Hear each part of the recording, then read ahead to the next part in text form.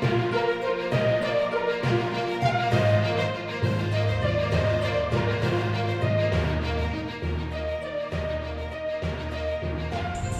pessoal, como vocês estão? Espero que estejam todos bem. Aqui quem fala é a professora Silmara, de Geografia. Em virtude da pandemia, é necessário que todos fiquemos em casa, mas isso não nos impede de continuar com os nossos estudos, não é mesmo? Por isso, essa semana, nós vamos fazer uma revisão do último capítulo do módulo, o capítulo 3. Esse capítulo vai trabalhar justamente os deslocamentos populacionais na América e na África. Vocês podem e devem acompanhar a partir da página 42 do seu módulo. Vamos aos estudos? Vamos lá! No primeiro capítulo do módulo, nós estudamos um pouco sobre a trajetória humana no globo terrestre, como o Homo sapiens prevaleceu sobre as outras espécies. E isso se deu também pelo fator migração. O Homo sapiens conseguiu deixar o seu local de origem e se espalhar pelo planeta inteiro.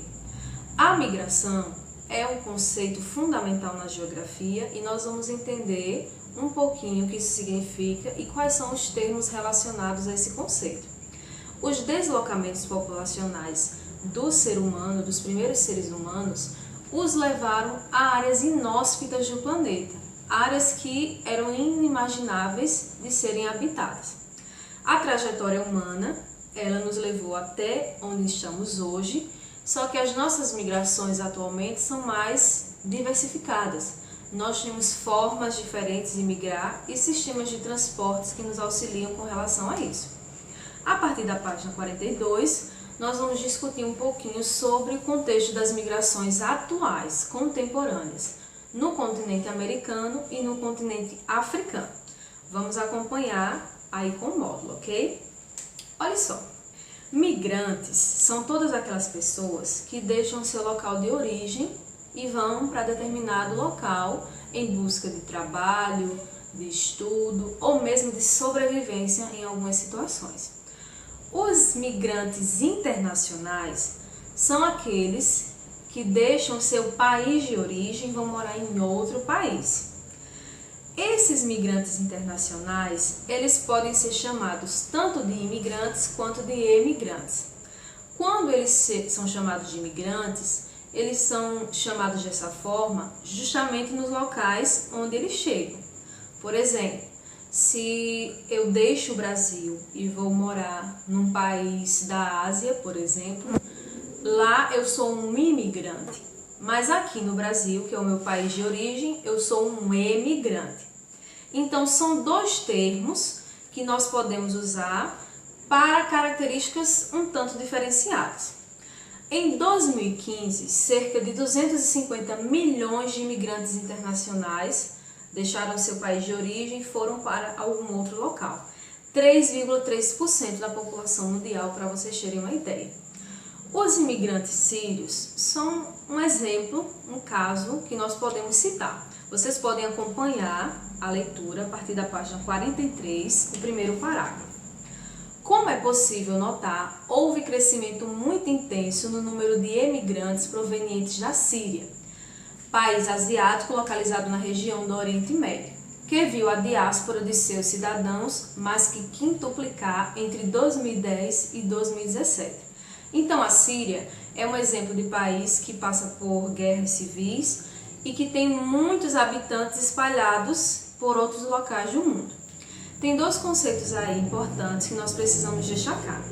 Na página 43, guerra civil e diáspora. No quadradinho rosa, vocês vão ter o conceito de guerra civil, que é um conceito muito utilizado para tratar de refugiados, de imigração internacional. A guerra civil são conflitos armados que ocorrem entre seções, entre facções, e a população é sempre a mais prejudicada, porque são grupos que causam problemas sociais, políticos e econômicos para o seu local.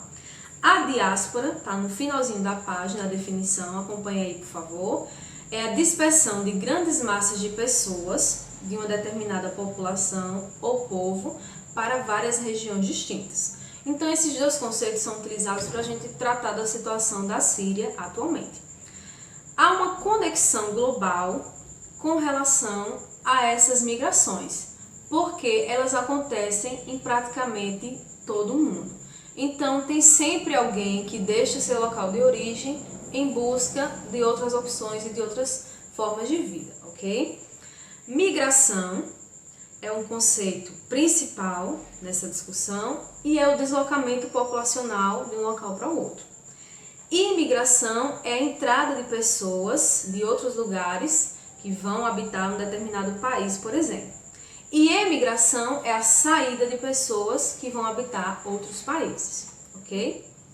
A partir da página 45, vamos tratar especificadamente sobre os migrantes americanos. O nosso continente, o Brasil está localizado na América do Sul.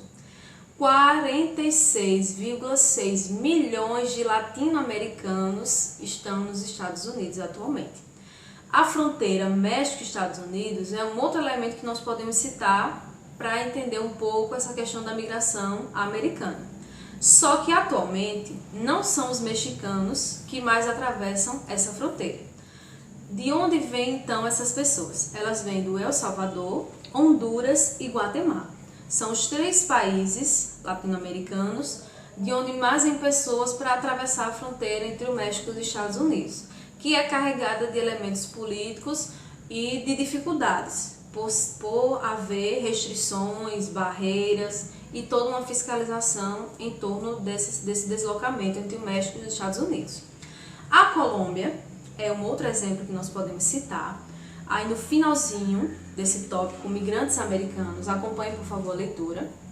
Como é possível perceber no mapa ao lado, no módulo de vocês, a Colômbia se destaca pela enorme quantidade de deslocados internos, em razão da guerra civil no país, onde grupos guerrilheiros, milícias contrárias e o governo se enfrentam há mais de 50 anos. Então é um exemplo especial, vamos assim dizer, que nós podemos citar no continente americano. Além disso, ainda tem a questão da FARC, o acordo de paz que a FARC, que é as Forças Armadas Revolucionárias da Colômbia, elas assinaram um tratado de paz e desde então a violência no país tem diminuído consideravelmente. Migrações internacionais e o Brasil é o próximo tópico que nós vamos estudar, também na página 45, no finalzinho. Em 2017 foi criada a Lei de Imigração como uma forma de trazer uma abordagem mais humanitária para essa questão. Para vocês terem uma ideia, 750 mil pessoas são imigrantes no Brasil atualmente. Elas estão concentradas nos grandes centros urbanos, nas grandes capitais ou regiões metropolitanas, que são locais que oferecem maiores condições de emprego e que têm uma dinâmica econômica maior, o que atrai também essas pessoas. Nós podemos destacar também que o Brasil tem uma atuação especial com relação à imigração e tem dado uma ajuda humanitária ao Haiti, que é um país também americano, que sofre grande instabilidade política, que já sofreu também com muitos terremotos. O Brasil, ele tem uma missão de paz no Haiti, que é chefiada ou organizada pela ONU. Também tem os venezuelanos, que vêm para o Brasil através da fronteira na região norte e que são recebidos pelo nosso país e que passam a se integrar à nossa sociedade. 3 milhões de brasileiros estão no mundo, espalhados no mundo atualmente. Então o Brasil, além de receber muitos imigrantes, também perde muita população que vai em busca de outras opções em outros locais do mundo, ok?